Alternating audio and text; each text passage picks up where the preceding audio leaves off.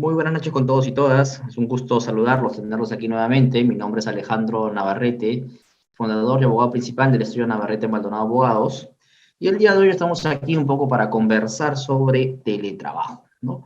Específicamente sobre la norma que fue publicada el 11 de septiembre de este año, la ley 31.572, que es la ley del teletrabajo. Esta norma, de hecho, deroga la ley 30.036, ¿no? Que específicamente antes regulaba también el teletrabajo. Y nos trae en realidad ciertas novedades. En realidad hay muchas cosas que han sido heredadas de la propia ley 30.036, pero digamos que ha buscado en realidad tener una mayor flexibilidad para que de alguna forma los empleadores puedan aplicar sin mayores restricciones esta modalidad de labores. Esto también genera en realidad que lo que actualmente conocemos como trabajo remoto tenga determinadas variaciones que previsiblemente deban de aplicarse a partir del próximo año si es que algunos trabajadores desean continuar laborando precisamente bajo esta forma de servicio, ¿no? A distancia. Ciertamente la ley 31.572, que aún falta todavía reglamentar. El reglamento no ha sido emitido todavía por el Poder Ejecutivo, pero consideramos en realidad que el reglamento no va a traer en realidad mayores modificaciones que de alguna manera alteren o puedan contravenir la norma precisamente por un asunto de congruencia normativa que tiene que mediar, o coherencia normativa que tiene que mediar entre una ley y un reglamento, ¿no? De manera que las organizaciones ya podrían ir adecuando sus procesos de servicios, sus procesos laborales a las normas o a la norma finalmente vigente desde ya, ¿no? Esta ley 31.572.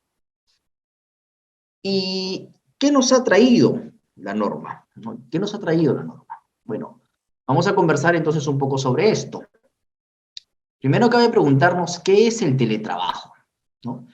El teletrabajo en realidad hace referencia a una modalidad de prestación de servicios. Es una modalidad de prestación de servicios netamente laboral, igual está conformada por sus tres elementos típicos, ¿no? Que conforman ciertamente un contrato de trabajo, ¿no? Los elementos de prestación personal de servicios, de subordinación y de remuneración. La diferencia al trabajo típico o trabajo presencial que se suelen realizar en las organizaciones tradicionalmente es que estas se ejecutarán a partir del uso de plataformas o tecnologías digitales, ¿no? Eh, la ley 31.036 hacía referencia a las tecnologías de información y comunicaciones, ¿no? Las clásicas TICs. Actualmente la norma hace referencia al uso de plataformas y tecnologías digitales, ¿no? Pretendiendo ampliar un poco el concepto de TICs, ¿no? El concepto de tecnologías de información y comunicación. Ciertamente entonces cualquier modalidad de servicios que pueda realizarse a través de este medio digital, pues podrá ser considerada como teletrabajo. El teletrabajo tiene una característica esencial, es que necesariamente es voluntario, ¿no? Aunque veremos que en realidad hay ciertas excepciones que permiten que el empleador pueda aplicar el teletrabajo de manera unilateral. Y es voluntario porque tiene que mediar un pacto entre el empleador y el trabajador, más allá de las excepciones ya referidas. Este pacto tiene que encontrarse o bien en el contrato de trabajo o en un anexo del contrato de trabajo o en una adenda o en todo caso en un acuerdo particular. Esto es posible o resulta posible en realidad contratar a una persona para que desde su vinculación o su primera vinculación con la organización ya pueda efectuar labores a través del teletrabajo. Es por eso que el acuerdo de teletrabajo podría estar contenido incluso en el propio contrato. Yo puedo contratar a una persona como teletrabajador. Ahora, ciertamente no debe de confundirse la modalidad de la prestación de servicios, que será a través del teletrabajo, con la modalidad contractual que se puede aplicar, que son cuestiones finalmente aparte, ¿no? ¿Por qué? Porque puedo contratar yo a una persona para que realice trabajo, teletrabajo y a la vez celebrar, en tal sentido, un contrato a tiempo indefinido, un contrato indeterminado, o en todo caso también puedo celebrar un contrato sujeto a modalidad para que la prestación de servicios sea en el trabajo, ¿no? Es decir, por ejemplo, puedo tener un contrato por servicio específico o un contrato por incremento de actividades, pero que contemple una cláusula de ejecución de teletrabajo, ¿sí? Cuando hablamos de modalidad en el teletrabajo estamos hablando de la forma de prestar el servicio, no confundirse con la modalidad contractual, ¿no? Aspecto importante. De tal manera que puedo entonces contratar a un teletrabajador a tiempo indefinido, tiempo indeterminado, como contratar también a un teletrabajador sujeto a modalidad o a plazo fijo. ¿Okay?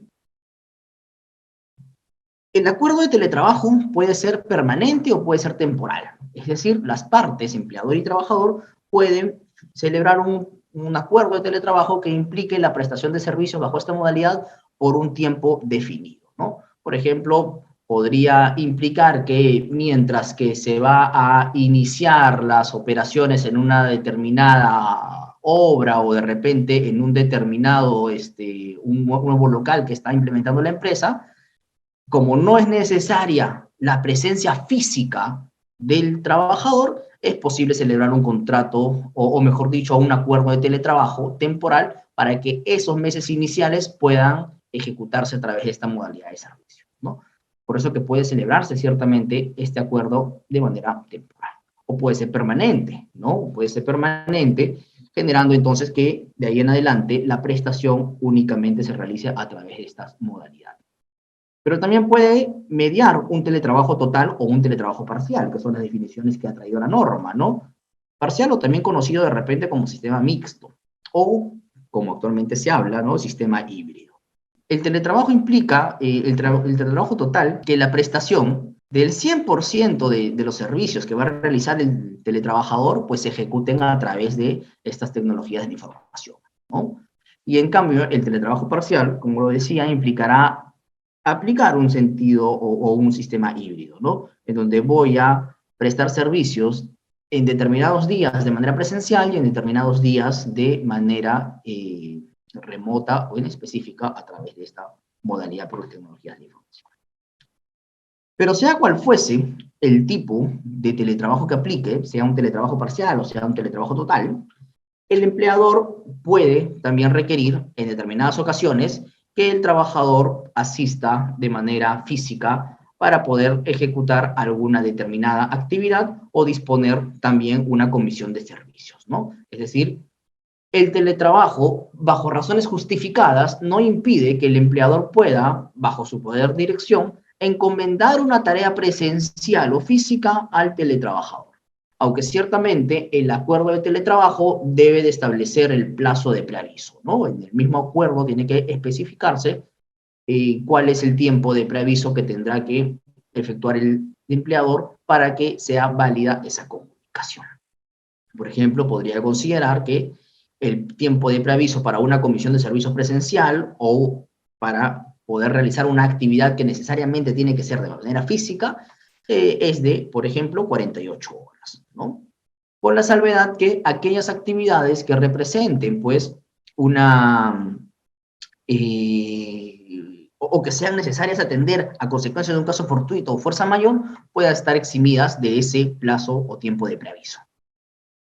Cabe señalar también que el teletrabajador tiene un derecho para poder asistir presencialmente a la empresa a efectos de poder obtener alguna información necesaria para la continuidad de su vínculo laboral. Por ejemplo, si tengo que realizar alguna consulta con recursos humanos, ¿no? O de realizar alguna consulta presencial en algún área específica. En esos casos, la norma ha permitido que el empleador pueda otorgarle las facilidades de acceso también a la organización o a la empresa, al centro de labores en sí, al teletrabajador.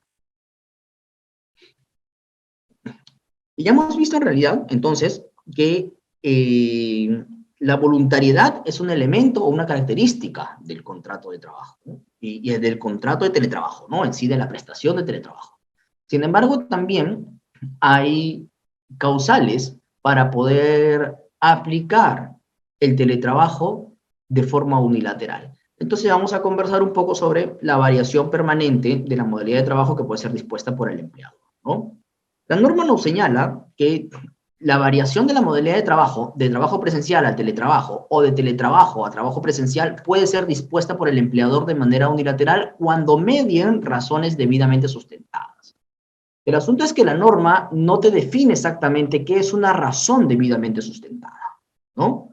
Entonces, digamos que tendría, desde nuestra perspectiva, que alinearse esto a la necesidad de la prestación de servicio. Es decir, ¿Por qué razón es que resulta necesario que en esta actividad se deje de hacer teletrabajo y se revierta el mismo para más bien ejecutar trabajo presencial? O tener que especificar por qué es necesario, de acuerdo al servicio requerido, ¿no? Que pase a prestar un servicio de trabajo presencial a teletrabajo. Se nos ocurre, por ejemplo, el caso que ya ha pasado ahora con algunos clientes y algunas empresas o organizaciones que han recurrido a nosotros, ¿no? En donde prácticamente el 100% de actividades las está realizando ya de manera virtual, de manera remota. Hay muchas empresas que actualmente han dejado de alquilar un local, ¿no? O han preferido vender el que ya tenían para poder realizar las actividades de manera remota, porque ciertamente a partir de la pandemia y con las ventajas que significó el trabajo remoto, han aprendido a poder realizar las operaciones a través de medios virtuales o digitales de manera favorable. Y en tal consecuencia, muchos empleadores han optado por esa razón. Algunos trabajadores pueden estar prestando servicios incluso desde el extranjero. Ha pasado en esta ocasión. De manera que ante esas circunstancias, el empleador, creemos, si ya no le resulta necesaria la presencia física de los trabajadores en un centro laboral, porque ya voy a dejar de operar en este y ahora toda mi operación va a ser digital, existe una razón justificada para poder aplicar el teletrabajo de manera unilateral. Y como empleador podría entonces variar la modalidad presencial a la modalidad de teletrabajo. La norma, digamos, es bastante amplia en ese contexto. Todavía desconocemos si el reglamento en este punto intentará restringir un poco el concepto de razones debidamente sustentadas, pero creería que esta limitación en realidad debería de estar relacionada con la necesidad del servicio, ¿no?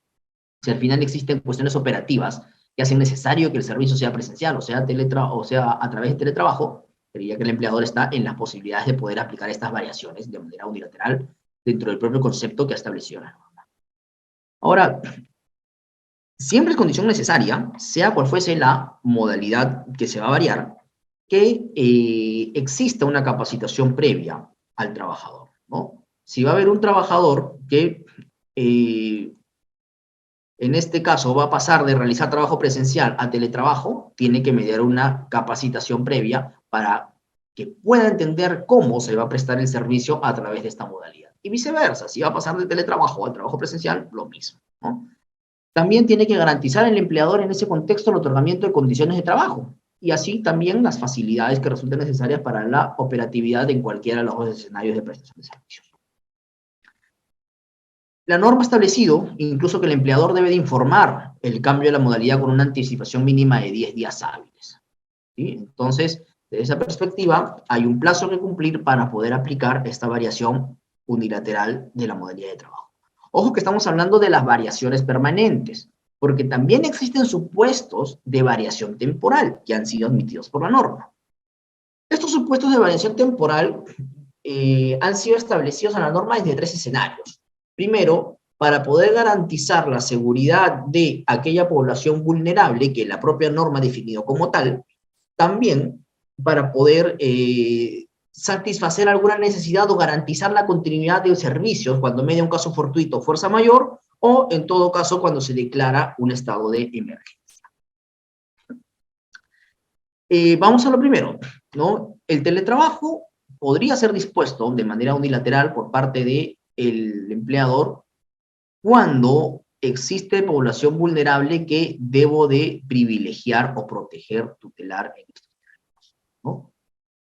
¿Y qué ha definido la norma como población vulnerable? Ha considerado aquellas personas que se encuentran en una situación de discapacidad, ¿no? Aquellas personas que se encuentran en estado de gestación o durante el periodo de lactancia, también al personal que es responsable del cuidado de niños, personas adultas mayores, personas con discapacidad, personas pertenecientes a grupos de riesgo con factores clínicos, enfermedades preexistentes, y finalmente también cuando el teletrabajador cuenta con familiares directos con enfermedad en estado grave o terminal o sufre accidente de trabajo.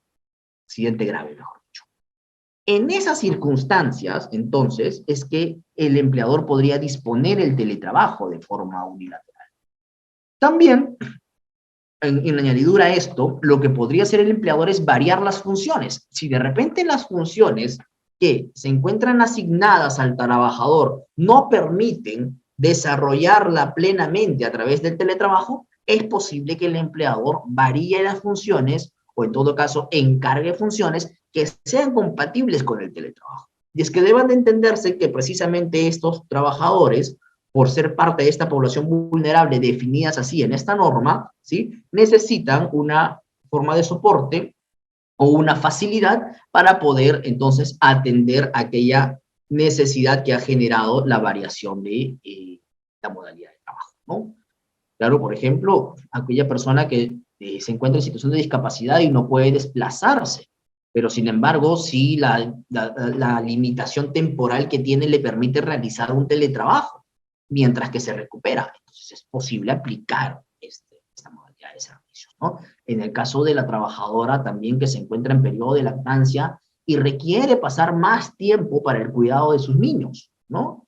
En esa circunstancia es posible aplicar el teletrabajo de manera unilateral para favorecerla precisamente. Lo que busca en sí es la conciliación entre la vida familiar, entre la vida personal y estas vicisitudes o contingencias que se podrían presentar, también con el desarrollo profesional, ¿no? Busca precisamente alinear entonces ambos intereses. El segundo supuesto de variación temporal, como se les comentaba, es cuando concurre un caso fortuito o fuerza mayor. Imaginemos en realidad que ocurre un incendio en mi local de trabajo. ¿Ok? Pero mientras que finalmente esa área que se ha visto afectada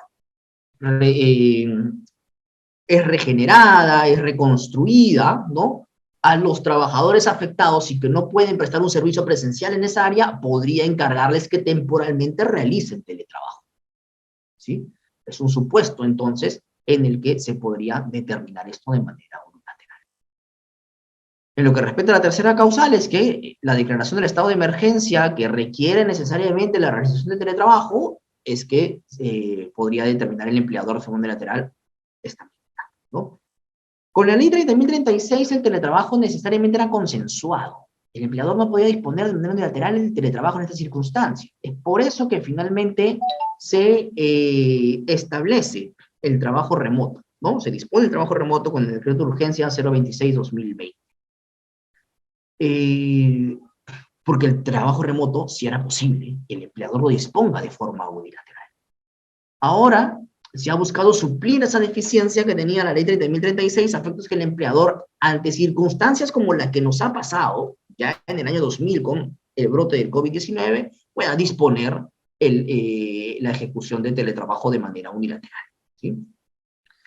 Las circunstancias implica de que, como se entiende que cada una de estas situaciones que genera la variación va a ser necesariamente temporal, cuando culmine ese supuesto, entonces el trabajador tendrá que realizar nuevamente trabajo presencial.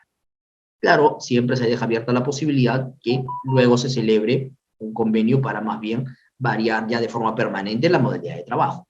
Pero la habilitación que tiene el empleador para modificar la modalidad de trabajo por estas circunstancias necesariamente es temporal, ¿no? Y solamente durará mientras el supuesto que motivó el cambio se encuentre todavía activo o vigente, por decirlo así. La norma también ha previsto que el trabajador puede solicitar el cambio de la modalidad de labores.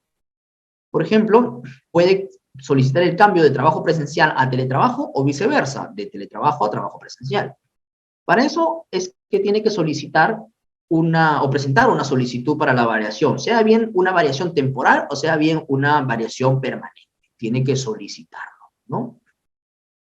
Y el empleador tiene un plazo para poder darle trámite a esa solicitud. El plazo es de 10 días hábiles siguientes a la oportunidad en la que recibió la solicitud. El empleador, bajo razones debidamente justificadas, sustentadas, la norma no te dice cuáles, ¿no?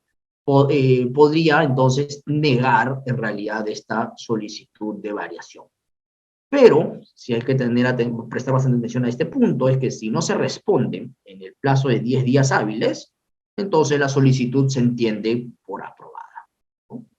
Y una suerte de silencio positivo ahí, ¿no? Si no doy respuesta, entonces finalmente la solicitud se entenderá como aprobada. La norma no ha previsto una obligatoriedad de que en caso de población vulnerable que pida la o solicite la variación de manera temporal de un trabajo presencial al teletrabajo, el empleador tenga que estar en la obligación de disponer dicha variación o atenderla favorablemente a la solicitud de trabajo. No lo ha señalado así. Sin embargo, lo que sí ha señalado la norma es que en caso de población vulnerable, la realización del teletrabajo debe de ser preferente. ¿Esto qué implica? Que si está en las posibilidades plenamente de poder efectuar la prestación de servicios a través del teletrabajo, el empleador deberá de privilegiar entonces la realización de este en caso se trate de población vulnerable. ¿Sí? Desde nuestra perspectiva, alineado también pues a el principio y el deber de prevención reconocidos en la Ley de Seguridad y Salud del Trabajo, con la flexibilidad que otorga finalmente esta norma, la nueva ley del teletrabajo, resulta imperativo en realidad que las organizaciones ante esta clase de solicitudes y circunstancias que vengan de parte de población vulnerable, pues las atiendan favorablemente otorgándoles el teletrabajo de manera temporal, ¿no? Consideraría eso a una suerte de recomendación. Un asunto que ha traído bastante debate está relacionado a los implementos que debe de proporcionar el empleador para la ejecución del teletrabajo, ¿no? Es imperativo que el empleador otorgue el acceso a los sistemas, a los software, ¿no?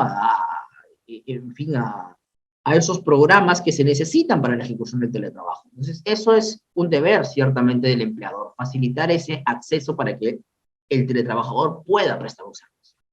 Sin embargo, se ha puesto en discusión durante mucho tiempo la forma en la que el empleador tendría que asumir, primero, la dotación de equipos de trabajo, servicio de Internet y también de la energía eléctrica. Bien, en realidad, en cuanto a los dos primeros, el de equipos de trabajo y los servicios de Internet, son elementos que el empleador debería de proporcionar, ¿no? Por defecto, el empleador es el que proporciona esos implementos. Sin embargo, también cabe la posibilidad que las partes acuerden que el teletrabajador va a proporcionar el equipo de trabajo y el servicio del Internet, ¿no? En ambas circunstancias, en ambas circunstancias, es que el trabajador va a proveer entonces los equipos de trabajo y el servicio en Internet, el empleador estará en la obligación de compensarlo económicamente. Es decir, otorga o trabaja con tu laptop, pero yo te voy a compensar económicamente pagándote una condición de trabajo. ¿Okay? Lo mismo ocurrirá para el servicio de Internet. Sin embargo, en el caso del servicio de Internet hay una particularidad. La norma ha señalado que el empleador solamente está obligado a compensar económicamente la dotación de este por parte del trabajador cuando el teletrabajo se realice en el domicilio del teletrabajador. O sea, el teletrabajador tendría que declarar que está realizando el teletrabajo en su domicilio para tener derecho entonces a la compensación económica si es que él provee el servicio de Internet. En cambio, si es que se realizara fuera de su domicilio y el trabajador declara que no va a realizar teletrabajo en su domicilio, el empleador no está en la obligación de compensarlo económicamente. Entiéndase porque no será un gasto asumido propiamente por él, ¿no? No será un gasto asumido propiamente por el teletrabajador. Sin embargo, en ambas circunstancias, tanto en los equipos de trabajo como en el servicio de Internet, se permite también que exista un acuerdo en contrario. ¿Qué significa esto? Que el trabajador pueda renunciar a la compensación. De manera que no se trata entonces de un derecho dispositivo, sino, perdón, es un derecho imperativo, ¿no? Una norma imperativa, sino que más bien constituye una norma dispositiva, donde el trabajador podrá decidir incluso renunciar a la compensación cuando dota de equipos de trabajo y servicio. Un asunto que generó también bastante discusión está relacionado a la dotación de energía eléctrica. El empleador no tiene cómo dotar energía eléctrica fácilmente al teletrabajador para que pueda prestar un servicio. Es por eso que la norma ha previsto que el empleador deba de compensar económicamente el uso de la energía eléctrica, ¿no? Pactando ciertamente una condición de trabajo que será pagada. Y solamente, pero hay que prestar atención a que solamente será pagada esta compensación cuando el teletrabajo se realice en el domicilio del teletrabajo. Nuevamente, si el trabajador declara que va a prestar un servicio o va a ejecutar el teletrabajo fuera de su domicilio, entonces no estará en la obligación de compensar el empleador económicamente esta provisión o dotación de energía, ¿no? También la norma ha previsto la posibilidad de renunciar a este derecho, ¿no? De la compensación económica que pueda entregar el empleado. De hecho, veremos que en los tres escenarios, la implementación de equipos de trabajo, servicio de Internet y energía eléctrica se ha permitido que el trabajador renuncie a la compensación. Y ese es un punto de flexibilidad que marca una diferencia sustancial con lo que antes estaba previsto en la ley 30.036, ¿no? La ley 30.036, de hecho, no estableció esa posibilidad. Había la obligación en sí de que si el trabajador era la persona que dotaba de los elementos para la ejecución del teletrabajo, entre estos el equipo de Internet perdón, el equipo de trabajo y el servicio de Internet, el empleador estaba en la obligación imperativa de tener que compensarlos. Y la norma no estableció que este sea un derecho dispositivo y que el trabajador esté en la posibilidad de renunciar al mismo. Circunstancia que motivó precisamente que en marzo del año 2000, pues, se implemente el trabajo remoto con el decreto de urgencia 026-2020, porque ahí el empleador no estaba en la obligación de otorgar equipos de trabajo ni compensar cuando el teletrabajador hará uso o el trabajador hacía uso de sus propios equipos, ¿no? Claro, en el escenario de la emergencia sanitaria que hemos vivido, era prácticamente posible o difícil en realidad, no imposible, difícil, digamos, económicamente también, eh, digamos, un poco alzado, ¿no? Aplicar, pues, la ley del teletrabajo entonces vigente, la ley 30.036, ¿no? Por eso es que se buscó flexibilizar a partir de decreto de urgencia 026-2020. Y precisamente las voces estaban sugiriendo que el teletrabajo, a partir de la experiencia con el trabajo remoto, tenía que cambiar. Y ese cambio implicaba, entre otros, establecer medidas de flexibilización como las que ha pasado ahora con esta ley 30.532, ¿no? Que es la posibilidad de renunciar a estas compensaciones. Ahora, las compensaciones que efectúa el empleador es considerada como una condición de trabajo. Tienen que ser declaradas en las planillas de pago como tales. ¿Esto qué significa? Que no será computable para el pago de beneficios sociales, ¿no? No constituye propiamente un ingreso remunerativo del trabajador. Sin embargo, también hay que tomar en consideración una previsión especial de la norma. El empleador que se encuentre registrado como micro o como pequeña empresa de manera formal en el REMIPE, ¿no? El registro de micro y pequeñas empresas, no está obligado a compensar económicamente al teletrabajador en ninguno de estos extremos, ¿no? Si el trabajador provee el servicio de Internet, si el trabajador usa sus propios equipos de trabajo, pero soy una microempresa, entonces no estoy obligado como empleador a compensar económicamente. ¿Sí?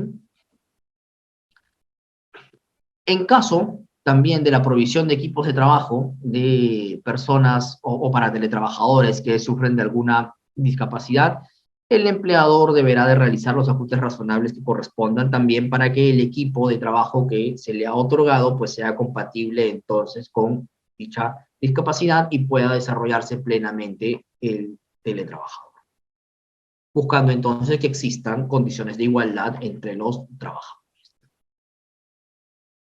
En relación al lugar de trabajo, el empleador en principio no puede imponer cuál va a ser el lugar de trabajo. Recordemos que la característica esencial del teletrabajo es precisamente que hay una ausencia de parte del trabajador del centro de trabajo. Como tal, el empleador no tiene la obligación y no tiene, mejor dicho, el poder de establecer dónde es que se va a prestar este servicio. El teletrabajador decide de manera libre cuál es el lugar o los lugares en donde va a realizar el teletrabajo. Sin embargo, sí existe una obligación aquí de informar antes de iniciar la prestación al empleador sobre el lugar en donde va a desarrollar el teletrabajo, ¿no? Es por eso que el acuerdo de teletrabajo ciertamente debe de precisar cuál es el lugar en donde se va a desarrollar la prestación de servicio. Y si se desea variar esta modalidad, el trabajador está en la obligación de informar al empleador con 5 días de anticipación. Un plazo ciertamente que puede ser eximido cuando medie una causa justificada que haya hecho imposible o difícil poder realizar esa comunicación en el término de 5 días, ¿no? Creería yo que esté alineado más con conceptos vinculados a casos fortuitos. Imaginemos que tenga que salir de viaje para poder atender a un familiar enfermo, ¿no? A otra provincia, y el viaje lo tengo que realizar mañana. Hoy día me he enterado y lo tengo que hacer mañana, no podría cumplir entonces con este preaviso de 5 días antes, ¿sí? Ante esas circunstancias que motivarían precisamente el traslado del teletrabajador por situaciones de emergencia. Ahora, esta comunicación al empleador, sea cual fuese el plazo entonces que tenga que observar, el de 5 días o su excepción, ¿ya? Deba de ejecutarse, sí. ¿Por qué razón? Porque el empleador, a partir de aquí, está obligado a identificar los riesgos y peligros a los que se pueda sujetar el teletrabajador, ¿sí? Y para eso puede, o bien, coordinar con el teletrabajador para realizar visitas al lugar en donde se va a desarrollar el teletrabajo, brindándole el teletrabajador estas facilidades, o en todo caso, aplicar la lista de autoevaluación que tenga que aprobar en los próximos meses el Ministerio de Trabajo, ¿no? Una lista de autoevaluación que va a implicar que el propio teletrabajador, conociendo su lugar de trabajo o el lugar donde va a prestar el servicio de teletrabajo, pueda practicar dicha autoevaluación a efectos de identificar los riesgos, ¿no? Entonces, por eso es que es necesario, en realidad, poder realizar esta comunicación sobre dónde es que se va a trasladar y que el empleador esté plenamente conocido.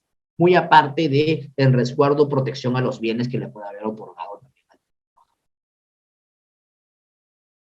Recuérdense que si al final se envía una información distinta, ¿no? Una información falsa, eso podría constituir una falta grave. Es importante también hablar un poco sobre la jornada y el horario de trabajo en el caso del teletrabajo, ¿no?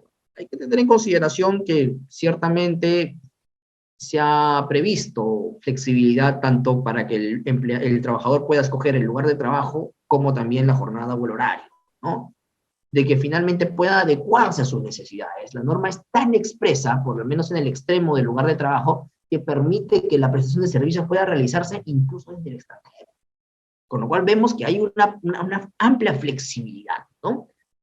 Y hablando del lugar de trabajo, esto permitiría incluso hacer realidad una tendencia que, por lo menos actualmente, está buscando erigirse en el sistema europeo, que son los denominados nómadas teletrabajadores, ¿no?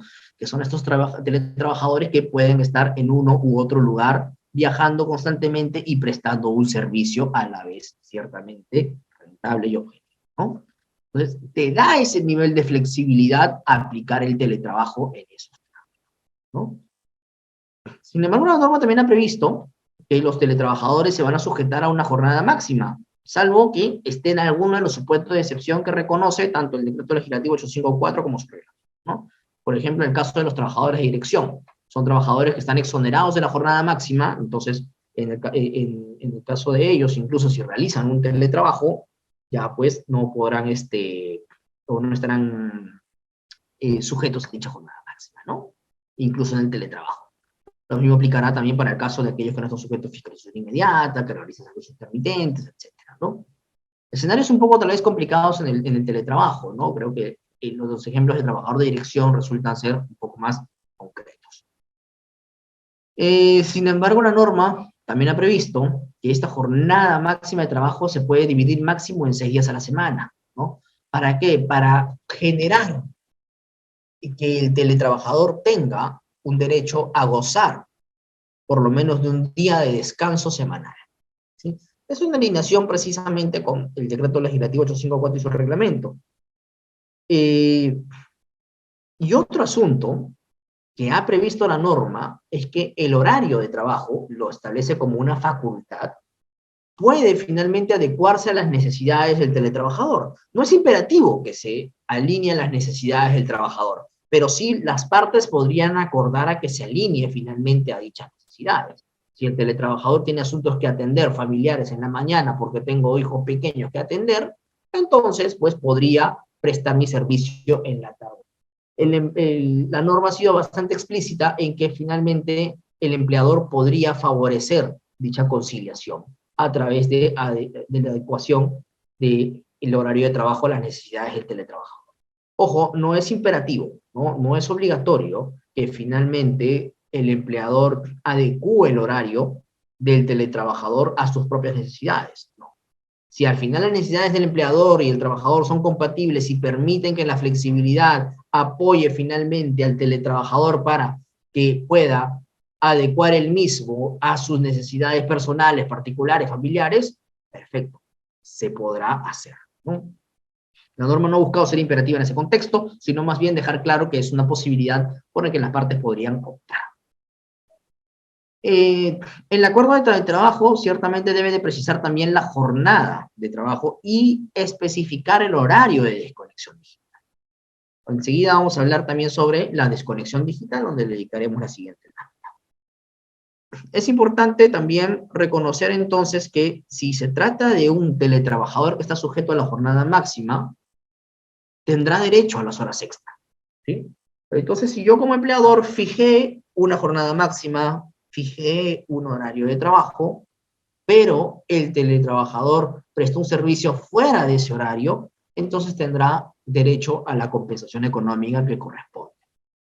No obstante, hay que tener en consideración también que la norma ha sido bastante explícita al señalar lo siguiente, ¿no? Y esto lo pueden ver en la parte derecha de la lámina.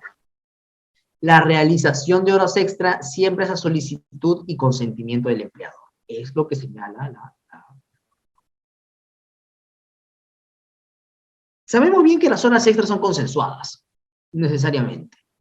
Pero también hay una suerte de presunción cuando el trabajador permanece después de su horario de trabajo en el centro de la empresa, ¿no?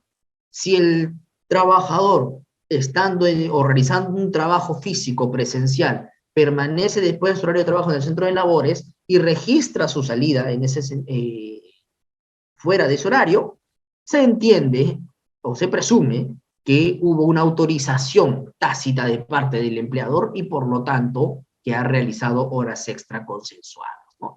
Generándole el derecho al pago correspondiente. La norma, digamos que no parece, en el caso del teletrabajo, parece no tener el mismo sentido o no llevarnos a las mismas conclusiones y presunciones que puedan aplicarse.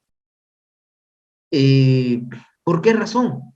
Porque ha ratificado, y aquí véase la potencia de este término, ¿no? Que la realización de las horas extra siempre, siempre van a ser a solicitud y consentimiento del empleador, no dando espacio a la existencia de un acuerdo tácito como ocurre en el caso del trabajo presencial, ¿no? En el trabajo presencial, si marca su registro de asistencia después de la hora de salida, se presume que hubo una autorización. Aquí, nótese la agudeza y la atención que se le ha querido prestar a esta disposición normativa al señalar que esa realización de horas extra debe de ser siempre consensuada, ¿no? Siempre. Veamos cómo se comporta la jurisprudencia en ese sentido.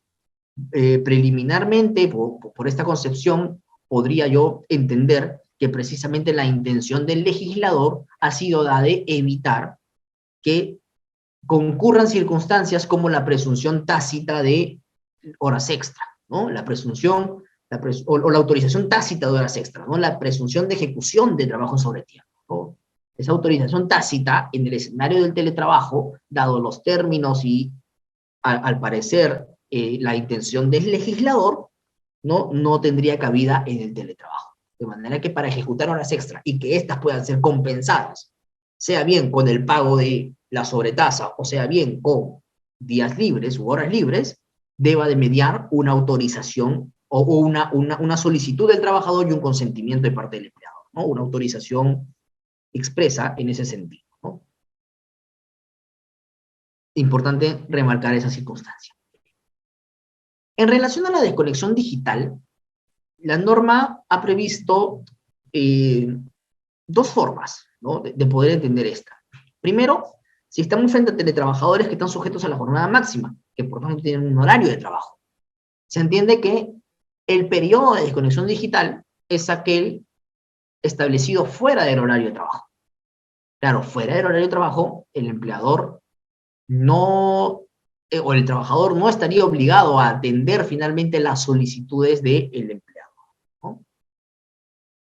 Y lo mismo en el caso de aquellos periodos que puedan constituir descansos, puedan constituir permisos, licencias, ¿no? O suspensiones, o cualquier circunstancia que haya suspendido el contrato de trabajo de modo perfecto o imperfecto, ¿sí? Todo ese lapso debe entenderse como periodos de desconexión.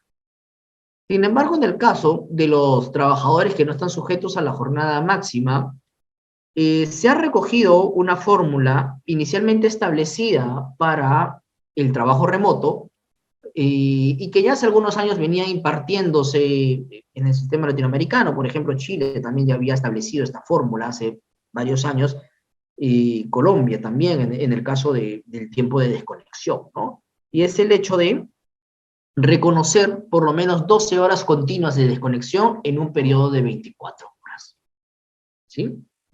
Tienen los trabajadores un derecho a la desconexión digital de al menos 12 horas entonces continuas en un periodo de 24 horas. Hablando de los trabajadores que no están sujetos a la jornada máxima. A la vez, estos trabajadores tampoco tienen, o mejor dicho, sí tienen derecho a la desconexión digital durante los días de descanso, durante las licencias también y los periodos de suspensión del contrato. Hablando de días de descanso, por ejemplo, durante sus vacaciones, ¿no? Tienen derecho, entonces, a esta desconexión digital. Recordemos, la desconexión digital implica que el trabajador no está en la obligación de poder atender finalmente las solicitudes o los encargos que pueda dictar el empleador para la prestación de servicios fuera de o dentro de este periodo de desconexión digital, ¿no? Dentro de este periodo, entonces, el trabajador no está en la obligación de poder atender al empleador. Sin embargo, creería yo que eso no implica que el empleador esté en la posibilidad de encargarle trabajos de repente a través de medios digitales, ¿no? A través de correos electrónicos.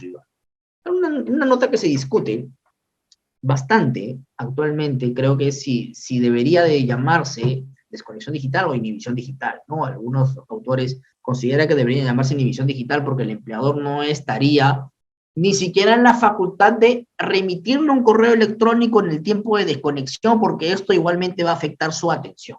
Particularmente no considero eso. Hay trabajadores de dirección que posiblemente no estén sujetos a la jornada máxima, y como no están sujetos a la jornada máxima, podrían dictar encargos a los teletrabajadores, pero para que sean atendidos en su jornada de trabajo, ¿no? Creería que por ese lado, para no afectar la operatividad y la continuidad finalmente del servicio, ¿no? Y no afectar entonces de ese contexto a la organización, sería permitido que las comunicaciones puedan ser remitidas por el empleador de manera razonable en el tiempo de desconexión a través de medios digitales que de repente no representen un contacto directo e inmediato con el teletrabajador. Háblese, por ejemplo, de el correo electrónico, ¿sí? Pero con la atención de que el trabajador pueda atender ya una vez reiniciada su jornada laboral, ¿sí? Claro, hay que también prestar atención a esa circunstancia, o sea, y ser razonables en el tipo de encargos o el medio que voy a utilizar para dictar el encargo. Si, por ejemplo, lo hago por correo electrónico, podría, digamos, respetar entonces esa tranquilidad que merece el trabajador durante el tiempo de desconexión. Pero si lo hago a través de WhatsApp, en donde el teletrabajador tiene un contacto directo al mismo, o por llamada telefónica, claro, ya estoy interrumpiendo el periodo de tranquilidad, el tiempo de descanso que merece a partir de este derecho a la desconexión digital, ¿no? Entonces, hay que saber a través de qué medios puedo comunicarme con el teletrabajador, incluso durante el periodo lapso de desconexión. Bien, eso es un poco lo que les traía en relación pues al teletrabajo y la nueva normativa. Hemos hecho un repaso rápido sobre las principales instituciones o regulaciones que tiene la norma. Les dejo algunas recomendaciones. Primero, consideraría que una empresa, a partir del reconocimiento de esta norma, debería de evaluar los puestos en los que se puede aplicar el teletrabajo, ¿no? Y evaluar también la posibilidad de no aplicar una fiscalización inmediata para mantener un horario de trabajo flexible en los escenarios que esto lo permita, ¿no?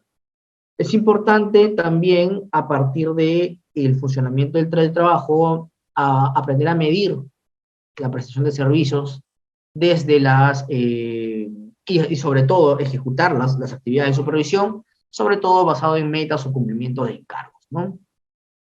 También es importante establecer reglas para garantizar el derecho a la desconexión digital. Creemos que todas las personas de la organización deberían de ser capacitadas en esta materia, reconociendo exactamente qué es la desconexión digital y aplicar todos los medios para favorecerla e impulsar su respeto, ¿no?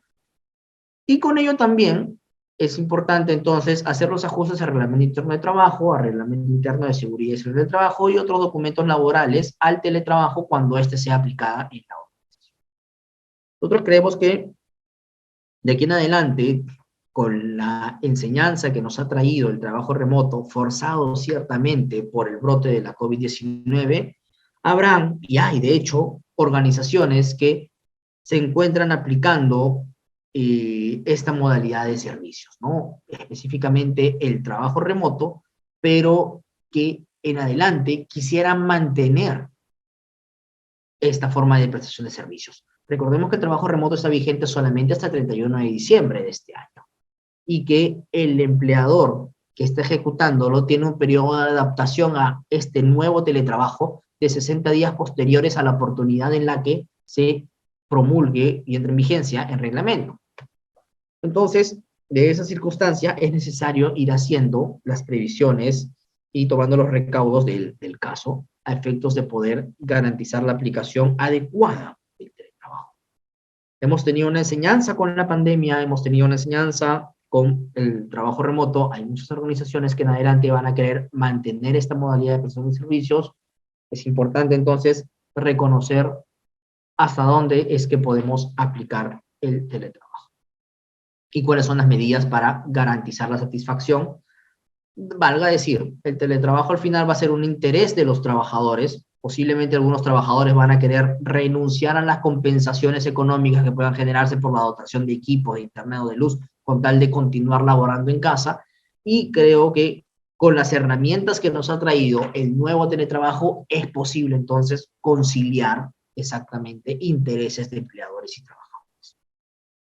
Dicho esto, me despido, ha sido todo lo que les he traído el día de hoy. No sé si tengan alguna pregunta o consulta para ir culminando con la intervención. A ver, nos preguntan, muchas gracias por tu pregunta, ¿no? Ocio nos pregunta, ¿cómo se realiza el cálculo de consumo de electricidad e internet?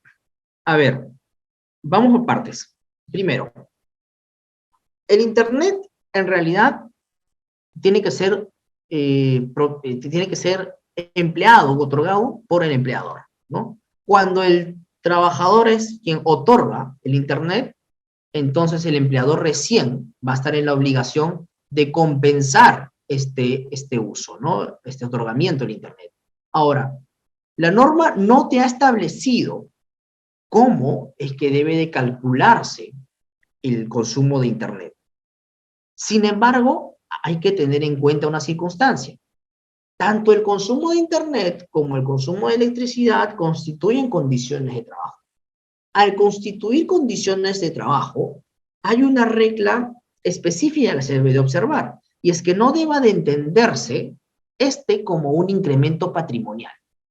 Por lo tanto, tiene que ser otorgado en proporciones razonables que permitan, por lo menos, cubrir los gastos efectuados. Si, por ejemplo, el trabajador en su casa está gastando un internet de 100 soles, no podría yo compensarle económicamente el uso de internet por 200 o 300 soles, porque ahí habría una incompatibilidad, ¿no? Entonces, el gasto efectivo que va a hacer el trabajador exactamente en internet va a ser un parámetro razonable para poder saber o para poder efectuar esta compensación y no recaer en lo que sería un incremento patrimonial. ¿Qué pasa si es que al final el trabajador gasta 100 soles de internet y yo le pago 500 soles de internet? Ok, hay un incremento patrimonial que va a llevar a desnaturalizar el concepto y que va a pasar de ser una condición de trabajo como un concepto no remunerativo a ser considerado como un concepto remunerativo y computable para los beneficios sociales. Entonces, bastante cuidado con eso. A lo mucho tiene que asumirse el gasto que el trabajador está efectuando. Lo mismo en el caso del consumo de electricidad. Es por esa razón, Ocio, es por esa razón que el consumo de Internet y el consumo de electricidad solamente se van a asumir cuando el teletrabajo se realice en el domicilio del teletrabajador. Porque el teletrabajador va a poder saber cuánto estoy gastando de Internet y cuánto estoy gastando de luz. Y el empleador razonablemente podrá traer una suma dentro de esos márgenes para compensar. Cuestión que no se va a enterar si el teletrabajo lo realiza, por ejemplo, en un café o en un coworking, en donde no sé la verdad cuánto se estará gastando del uso de Internet, ¿no?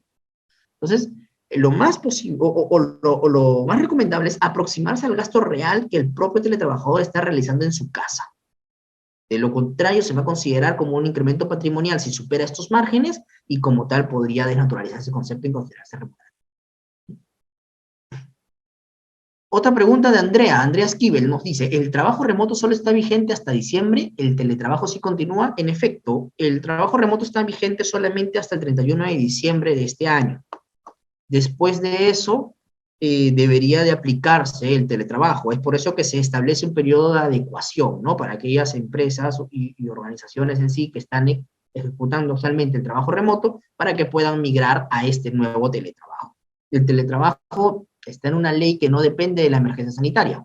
Por lo tanto, digamos que su vigencia es indeterminada hasta que exista una derogatoria expresa o tácita. Leticia nos pregunta, con respecto a seguridad y salud en el trabajo, ¿podría darse un accidente de trabajo en casa? ¿Hasta dónde tenemos la responsabilidad? Sí, es una cuestión, digamos, particular, Leticia, en donde en realidad tienen que evaluarse bien los intereses de ambas partes, ¿no? En principio, la norma para la evaluación de seguridad y salud en el trabajo ha continuado estableciendo la responsabilidad para la evaluación de riesgos y peligros en el empleador, ¿sí? Entonces el empleador es responsable primero de identificar cuáles son los riesgos y peligros de la ejecución del teletrabajo. ¿Para qué? Para evitar precisamente que se produzcan enfermedades profesionales, que se produzcan accidentes de trabajo, ¿no? Para eso, el trabajador tiene que otorgarle las facilidades al empleador para que él pueda ingresar al lugar de teletrabajo y poder prestar o hacer las evaluaciones de estos riesgos y peligros, ¿sí? Pero, sin embargo, pueden haber circunstancias que impidan que el empleador pueda ingresar al centro de trabajo, sea bien porque el trabajador va a considerar, pues, que se va a afectar su derecho a la intimidad, o de repente porque físicamente es imposible, ya que el teletrabajo se está ejecutando en el extranjero o en otra ciudad, por ejemplo, que bajo esta norma es posible hacer. Para eso, la norma te ha traído otra respuesta, que es la de, finalmente, completar una ficha de autoevaluación de riesgos y peligros, para que sea el propio teletrabajador el que identifique esos riesgos y peligros y reduzca entonces la posibilidad de un accidente de trabajo. Ahora, esa ficha de evaluación tiene que ser aprobada por el Ministerio de Trabajo. A la fecha todavía no se ha aprobado. Vamos a ver qué novedad nos trae precisamente la resolución ministerial que apruebe el Ministerio de Trabajo con este. Pero la norma también ha señalado, ojo, el que el teletrabajador realice o realice esta autoevaluación no implica que tu empleador te eximas de responsabilidad. ¿Ok? Sin embargo, es un tema importante. ¿Por qué? Porque el teletrabajador va a identificar los riesgos y peligros. El empleador, para eximirse de responsabilidad, lo que va a tener que hacer es precisamente capacitar al trabajador en esos riesgos y peligros, tener que implementar los documentos de gestión de seguridad y salud en el trabajo, considerando esos riesgos y peligros, actualizando el IPRCEDE, y considerando también dichos riesgos y peligros, ¿no? Y otorgar entonces a aquellos equipos que busquen proteger al trabajador para evitar que finalmente se materialice un accidente de trabajo. Si el empleador contempló todas esas aristas, entonces el riesgo de que se le atribuya una responsabilidad podrá reducir. Y ¿Y qué pasa si es que el teletrabajador no identificó un riesgo o peligro y sufre un accidente de trabajo, considerando ese riesgo o peligro no identificado? Desde nuestra perspectiva, creo que hay un eximente de responsabilidad, precisamente, ¿no? Considerando específicamente la concausa. Entonces, por ahí podríamos finalmente reducir los riesgos de atribución de responsabilidad al empleado. Como verás, los escenarios son diversos, ¿no? Y todo dependerá de la manera en la que el empleador finalmente gestione la seguridad del trabajo. ¿Se le puede atribuir responsabilidad al empleador? Sí, se le puede atribuir responsabilidad al empleador. La clave está en identificar adecuadamente los riesgos y peligros y poder aplicar los demás documentos y actividades de gestión del sistema de seguridad y salud del trabajo. ¿Sí? ¿El trabajo híbrido tiene las mismas condiciones para el trabajo? Nos pregunta Lucía Zavala. El trabajo híbrido no es una modalidad de trabajo que específicamente esté reconocida legislativamente con tal nombre, ¿no? Es lo que en la ley de trabajo ha sido considerado como trabajo mixto, ¿no? O teletrabajo mixto, ¿no? O teletrabajo parcial, mejor dicho. ¿Por qué? Porque, claro, voy a intercalar entre días de trabajo presencial y días de trabajo a través de esta modalidad de teletrabajo, ¿no? Entonces, cuando hablamos de trabajo híbrido, estamos hablando de teletrabajo parcial, ¿sí? Tendría entonces las mismas condiciones para responderte, Lucía. Ocio también nos pregunta, ¿el horario de trabajo diario puede modificarse por mutuo acuerdo a fin de elaborar unos días más horas que otros, siempre respetando el límite de la jornada semanal? Diría que si media un acuerdo en partes, perfectamente podría ser entonces modificado en ese sentido, ¿no? Establecer horarios especiales, porque recordemos también que la clave está en que hay un ámbito de flexibilidad en el establecimiento del horario para favorecer las necesidades del teletrabajador. Si al final esta modificación de horario va a favorecer también las necesidades del teletrabajador, entonces digamos que estoy haciendo incluso homenaje a la propia norma o al propio incentivo que busca esta norma. Aquí está, Emily Alcala nos pregunta, personal con función asistencial en el sector salud que se encuentran en periodo de gestación o identificados como vulnerables, ¿puede solicitar el teletrabajo? Sí, por supuesto, lo puede solicitar, ¿no? En principio va a ser una solicitud de teletrabajo parcial que tendrá que ser evaluada por el empleador. Pero, ciertamente, recordemos que la norma ha establecido un privilegio o una preferencia a que esta clase de solicitudes y sobre todo la prestación del teletrabajo tenga que ser privilegiada por el empleador ante estas clases de situaciones vulnerables, ¿no? Entonces, si estamos hablando de una persona vulnerable, ciertamente calificada como tal en la norma por encontrarse en un periodo de gestación, entonces el empleador tendría que darle trámite a esa solicitud y en función del privilegio que reconoce el propio artículo 16 de la ley del teletrabajo, sí resulta posible otorgarle el trabajo. ¿No? Creería yo que incluso está en la obligación el empleador de otorgarle el teletrabajo. Yulady nos pregunta, si cada teletrabajador completa este hiper del Mintra, ya, hiper del Mintra entendemos que se está refiriendo a la ficha de autoevaluación, ¿no? Entiendo que los resultados riesgos serán diferentes en cada caso. Eso implicaría una gestión de seguridad y salud del trabajo personalizada para cada teletrabajador. Es un buen aspecto, en realidad, Yulady, en comentar esto, ¿no? La idea sería, en realidad, en función a la experiencia que se esté suscitando, en los riesgos que se estén identificando, poder actualizar finalmente dentro de tu IPRC cuáles son los riesgos generales que se están presentando en la ejecución del teletrabajo. Creería yo que los riesgos en realidad no van a cambiar mucho, ¿no? Porque, digamos, las circunstancias en las que una persona va a vivir en un ambiente y va a ejecutar el teletrabajo en un determinado ambiente podrían no ser muy disímiles de una persona a otra, ¿no? Entonces, creería yo que desde esa perspectiva no estaríamos hablando exactamente de una identificación personalizada de riesgos para ser complementada como tal en el IPRC, sino que más bien a partir de esa identificación podría ampliarse más bien el catálogo de eventuales riesgos que puedan determinarse en el IPRC, ¿no? Ciertamente podría ser una labor un poco compleja al principio, pero entendemos que con la práctica y la forma en la que podamos seguir interviniendo en ese tipo de actividades, van a poder entonces consolidarse ello, ¿no? Tal vez los primeros meses de la aplicación del teletrabajo pueda ser arduo, porque finalmente los riesgos en los que me voy a sujetar pueden ser riesgos nuevos, pero más adelante veremos que casi todos los riesgos a los que se sujetan la mayoría de teletrabajadores van a ser similares. Pregunta, Ocio nos dice, ¿la condición de teletrabajador debe constar en la boleta de pago? Puede constar en la boleta de pago, tiene que estar declarado sí en la constancia de alta del T-registro. Eso sí. Dice Emily, si por necesidad de servicio no lo permiten el teletrabajo, ¿qué se puede hacer al respecto? Yo entiendo, Emily, que estás preguntándome en el escenario anterior, ¿no? De la persona que está en estado de gestación. Porque si es una persona que no califica como vulnerable, el empleador está en la posibilidad de negar finalmente el teletrabajo. ¿Okay? Entonces, claro, si estamos en el escenario anterior de una persona en estado de gestación, yo creería que desde esa perspectiva se están afectando valores importantes como, por ejemplo, el principio y el deber de prevención reconocidos en la Ley de Seguridad en el Trabajo, porque puede tener finalmente algún sentido de protección esta dotación de teletrabajo en estado de gestación, ¿no? En primer lugar, podría ser una forma de considerar ello. Más allá de que la propia norma ha establecido también este favorecimiento o este privilegio para ese grupo de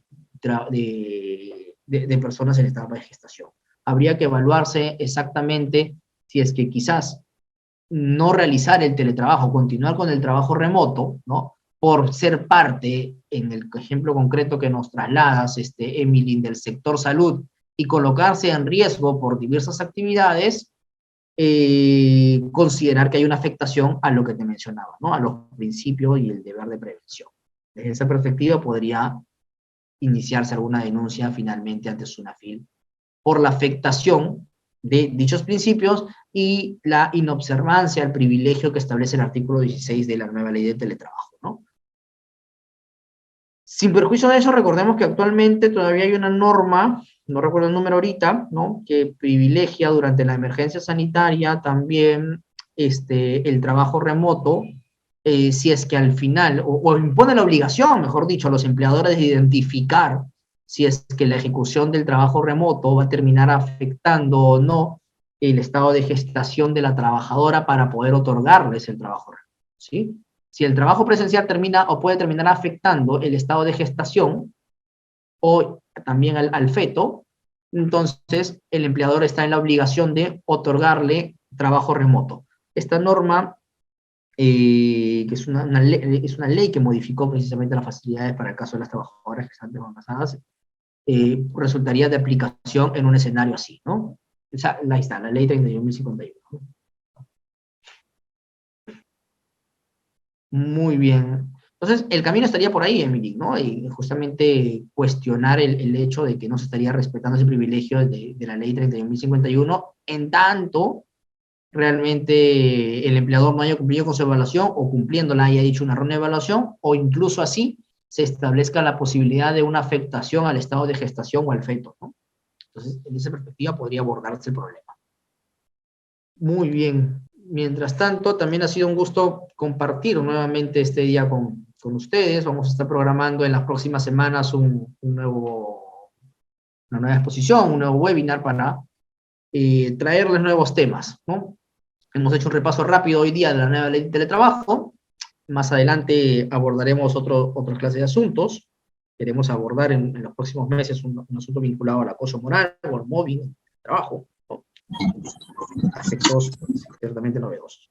Bueno, pueden encontrarnos en las redes sociales, pueden también encontrarnos en las direcciones que están ahí precisadas en la lámina, y quedo a su disposición para cualquier consulta o intervención o solicitud. Muchas gracias por su presencia, por participar de este webinar y hasta una próxima oportunidad. Gracias.